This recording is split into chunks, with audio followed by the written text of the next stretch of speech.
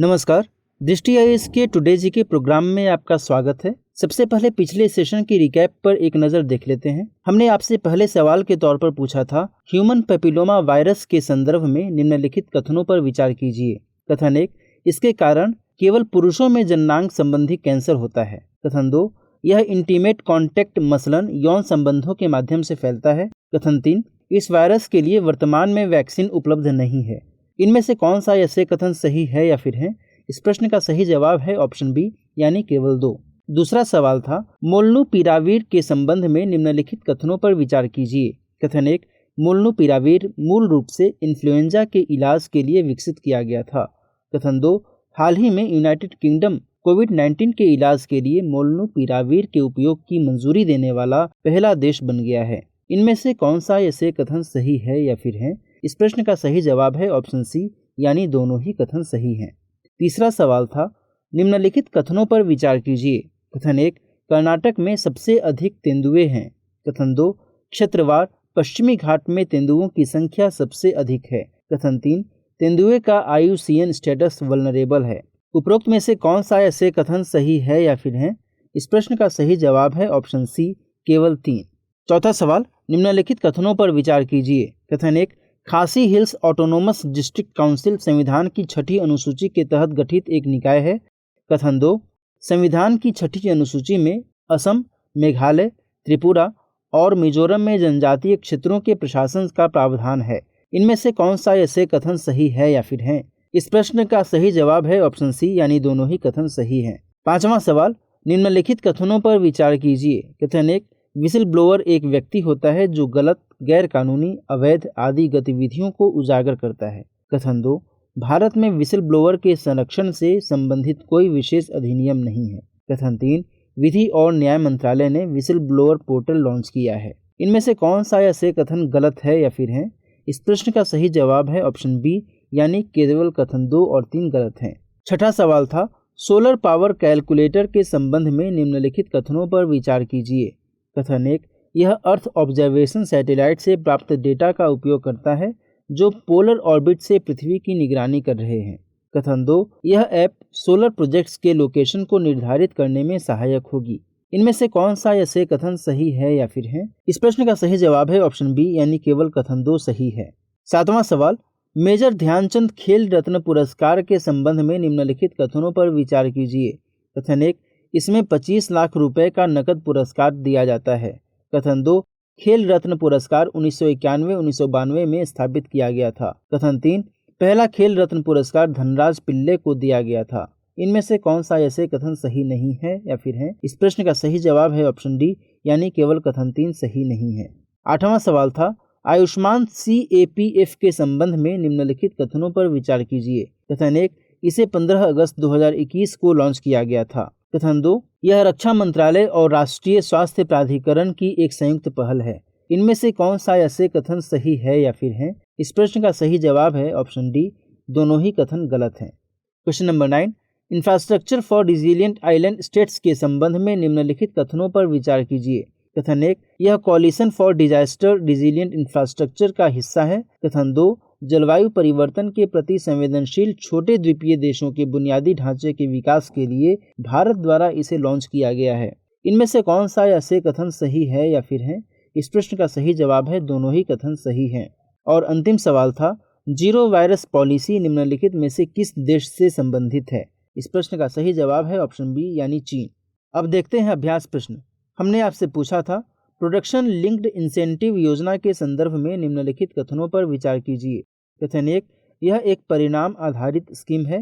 कथन 2, यह योजना केवल सनराइज सेक्टर को इंसेंटिवाइज करती है। इनमें से कौन सा ऐसे कथन सही है या फिर है? केवल 1, केवल 2, 1 और 2 दोनों, न तो 1 और न ही 2। इस प्रश्न का सही जवाब है ऑप्शन ए, यानी केवल 1 कथन सही है। हाल ही में सरकार ने ब्लू स्टार, पैनासोनिक, सिस्का और ओरिएंट इलेक्ट्रिक सहित 42 एयर कंडीशनर और LED निर्माताओं को प्रोडक्शन लिंक्ड इंसेंटिव योजना के अंतर्गत चुना है। यह एक परिणाम आधारित स्कीम है जिसमें निर्माताओं द्वारा वस्तुएं बनाने पर ही इंसेंटिव दिया जाता है, इसलिए कथन 1 सही है। इस योजना के तहत 5 से 7 साल के लिए नकद प्रोत्साहन दिए जाएंगे। सनराइज और सभी महत्वपूर्ण क्षेत्रों को इसमें शामिल करने का प्रस्ताव किया गया है, इसलिए कथन 2 गलत है। सनराइज सेक्टर से मतलब ऐसे क्षेत्रों से है जहां उच्च विकास दर की संभावना होती है। तो इस तरह इस प्रश्न का सही जवाब है ऑप्शन ए, केवल एक। हमारे वीडियो अंग्रेजी में देखने के लिए फॉलो करें हमारा ही दूसरा यूट्यूब चैनल दृष्टि IAS इंग्लिश। आज के सेशन का पहला सवाल, पराली जलाने के निम्नलिखित में से क्या फायदे हैं? कथन 1, यह एक सस्ता विकल्प है। कथन 2, इससे खरपतवार मर जाते हैं। कथन 3, इससे मिट्टी की उर्वरता बढ़ जाती है। ऑप्शंस हैं केवल 1 और 2, केवल 2 और 3, 1, 2 और 3 या फिर केवल 1 और 3। इस प्रश्न का सही जवाब है ऑप्शन ए, केवल 1 और 2। भारत में स्वास्थ्य पर वायु प्रदूषण के प्रभाव से संबंधित एक अध्ययन से पता चला है कि पराली जलाने से होने वाला प्रदूषण फेफड़ों की कार्यक्षमता को कम कर देता है और पंजाब के ग्रामीण हिस्सों में विशेष तौर पर यह प्रक्रिया हानिकारक है। पराली जलाने के फायदे की बात करें तो यह तेजी से खेत या क्षेत्र को साफ करने का सबसे सस्ता विकल्प माना जाता है। खरपतवारों को मारता है जिनमें शाकनाशी प्रतिरोधी भी शामिल हैं। इसके साथ साथ यह मिट्टी में पाए जाने वाले कीट भी मारने में सक्षम होता है। लेकिन पर्यावरण की दृष्टि से पराली जलाना खतरनाक है। यह हवा में कालिख की मात्रा में वृद्धि कर हवा को दूषित कर देता है, मिट्टी से पोषक तत्वों को नष्ट कर देता है, जिससे कई पारिस्थितिकी चुनौतियां पैदा होती हैं। इसलिए विकल्प ए सही है। क्वेश्चन नंबर 2, निम्नलिखित कथनों पर विचार कीजिए। कथन 1, कछुए केवल मीठे पानी में रह सकते हैं। कथन 2, कछुए अनियततापी प्रजातियों से संबंधित हैं। कथन 3, इंसानों द्वारा कछुए के मांस और अंडे का उपभोग करना इसकी प्रजातियों के लिए खतरा हो सकता है। इनमें से कौन सा या से कथन सही है या फिर है? केवल 1, केवल 2 और 3, केवल 1 और 3, 1, 2 और 3। इस प्रश्न का सही जवाब है ऑप्शन बी, केवल 2 और 3। हाल ही में ओडिशा के वन अधिकारियों ने एक तस्करी गिरोह से 40 भारतीय फ्लैपशेल कछुओं को मुक्त करवाया। बाद में इन सभी कछुओं को सतीगुड़ा बांध में छोड़ दिया गया। कछुए टेस्टुडिन्स ऑर्डर के सरीसृप हैं। इनकी विशेषता है पसलियों के ऊपर विकसित एक विशेष बोनी या कार्टिलाजिनस खोल का होना, जो इनके लिए ढाल के रूप में कार्य करती है। कछुए मीठे और खारे दोनों पानी में रह सकते हैं, इसलिए कथन 1 गलत है। कछुओं की एक प्रजाति अन्य टर्टल से अलग होती है। जहां टॉर्टोइजेज अपने जीवन का अधिकांश समय जमीन पर व्यतीत करते हैं, वहीं अन्य प्रजातियां आंशिक रूप से जलीय होती हैं। कछुए अनियततापी प्राणी हैं, अतः कथन 2 सही है। कछुए के मांस और अंडों का सेवन, गाद खनन, आर्द्र भूमियों का अतिक्रमण और बाढ़ के पैटर्न में बदलाव आदि इसके खतरे हैं, अतः कथन 3 सही है। इसलिए इस प्रश्न का सही जवाब है ऑप्शन बी, केवल 2 और 3। तीसरा सवाल, निम्नलिखित कथनों पर विचार कीजिए। कथन 1, भारत में यूरेनियम के निक्षेप धारवाड़ की चट्टानों में निहित हैं। कथन 2, यूरेनियम एक प्रमुख खनिज है और भारत में खान मंत्रालय द्वारा इसे प्रबंधित किया जाता है। कथन 3, युद्ध में इस्तेमाल होने वाला पहला परमाणु बम यूरेनियम बम था।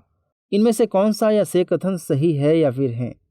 केवल 1 और 2, केवल 2, केवल 1 और 3, 1, 2 और 3।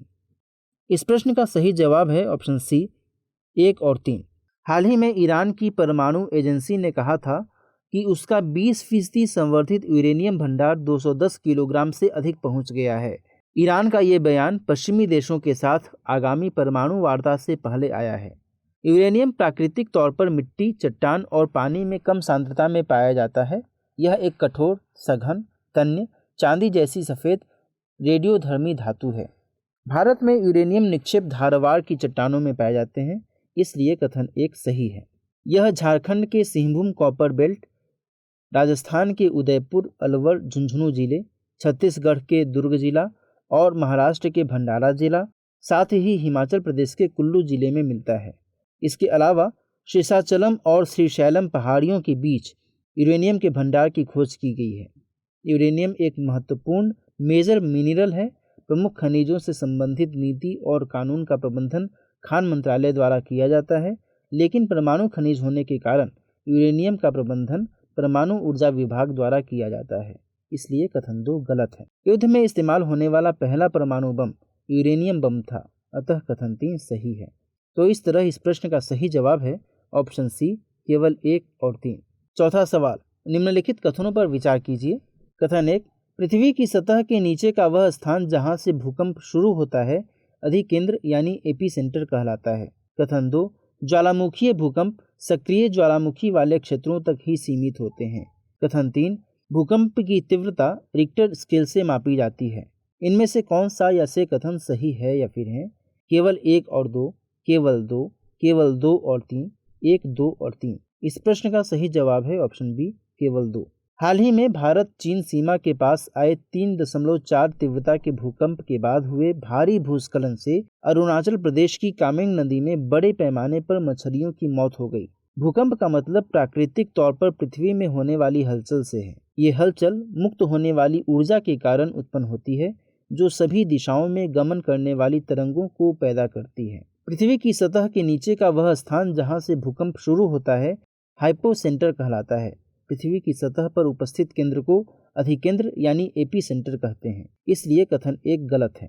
विवर्तनिक भूकंपों के एक विशेष वर्ग को कभी कभी ज्वालामुखी भूकंप के रूप में पहचाना जाता है, हालांकि ये सक्रिय ज्वालामुखियों के क्षेत्रों तक ही सीमित हैं। अतः कथन 2 सही है।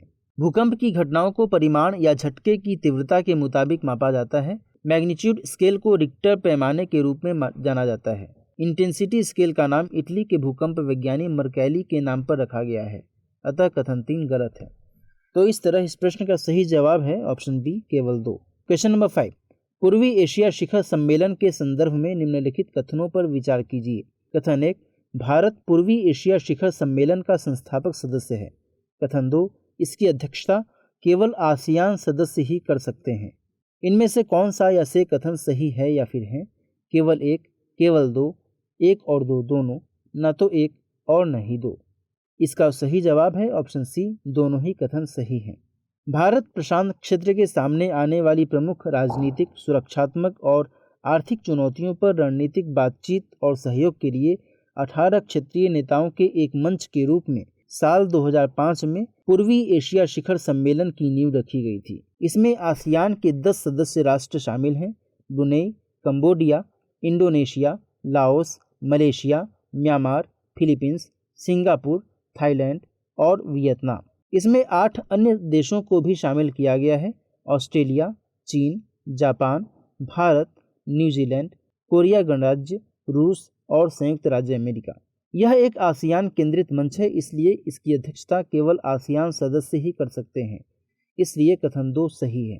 ब्रुनेई दारुसलाम 2021 के लिए इसका अध्यक्ष है।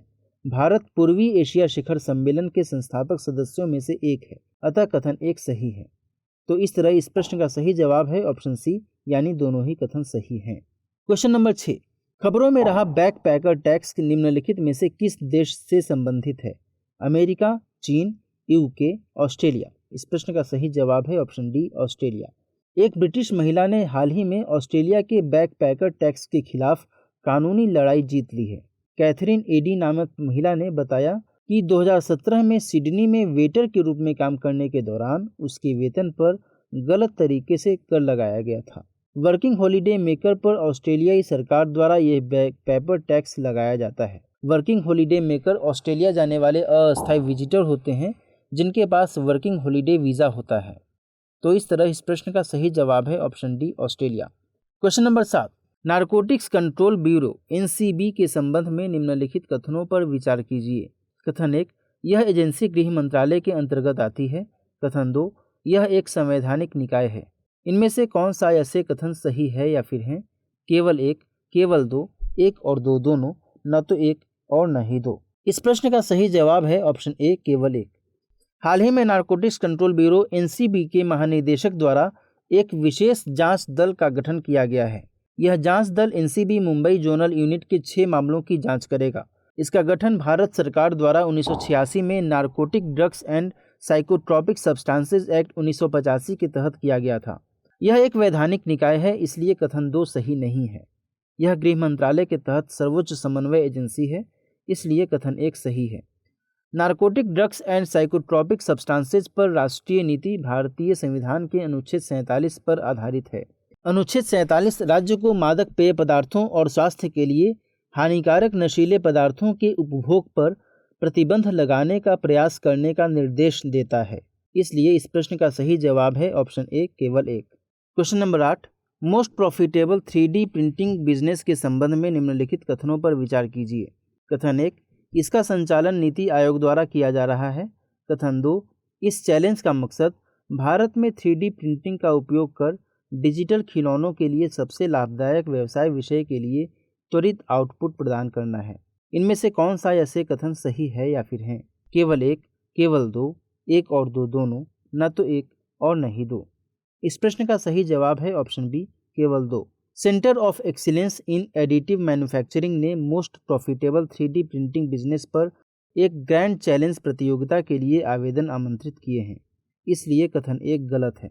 इस चैलेंज का मकसद भारत में 3D प्रिंटिंग का उपयोग कर डिजिटल खिलौनों के लिए सबसे लाभदायक व्यवसाय विषय के लिए त्वरित आउटपुट प्रदान करना है। COEAM इलेक्ट्रॉनिक्स और सूचना प्रौद्योगिकी मंत्रालय के अंतर्गत आता है। तो इस तरह इस प्रश्न का सही जवाब है ऑप्शन बी, केवल दो।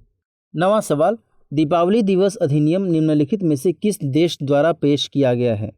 Vietnam, America, Indonesia, UK. इस प्रश्न का सही जवाब है ऑप्शन बी, अमेरिका। संयुक्त राज्य अमेरिका में दीपावली को राष्ट्रीय अवकाश घोषित करने के लिए न्यूयॉर्क की सांसद कैरोलिन बी मेलोनी द्वारा हाउस ऑफ रिप्रेजेंटेटिव में द दीपावली डे एक्ट पेश किया गया है।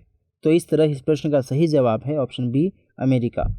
आज के सेशन का अंतिम सवाल, अखिल भारतीय न्यायिक सेवाओं के संबंध में निम्नलिखित कथनों पर विचार कीजिए।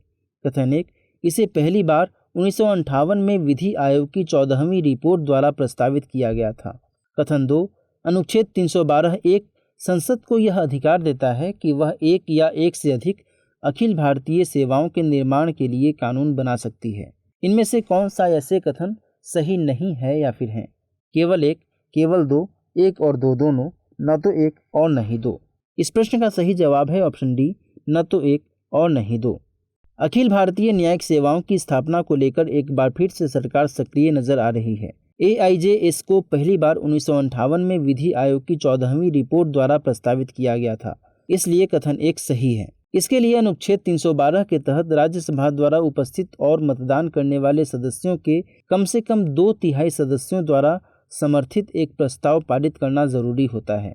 तो इस तरह इस प्रश्न का सही जवाब है ऑप्शन डी, न तो एक और न ही दो, यानी दोनों ही कथन सही है। आज के सेशन का अभ्यास प्रश्न है, प्रॉम्प्ट करेक्टिव एक्शन फ्रेमवर्क के संबंध में निम्नलिखित कथनों पर विचार कीजिए। कथन एक, PCA फ्रेमवर्क के माध्यम से RBI को बैंकों के संबंध में अधिक हस्तक्षेप करने की शक्ति प्राप्त होती है। कथन दो, यह भारत में कार्यरत सभी बैंकों पर लागू होता है। ऊपर दिए गए कथनों में से कौन सा ऐसे कथन सही है या फिर हैं? केवल एक, केवल दो, एक और दो दोनों, न तो एक और न ही दो। इस प्रश्न का सही जवाब कमेंट सेक्शन में देना न भूलें। मिलते हैं नेक्स्ट सेशन में कुछ नए सवालों और उनकी व्याख्याओं के साथ। तब तक अपना ख्याल रखिए। नमस्कार।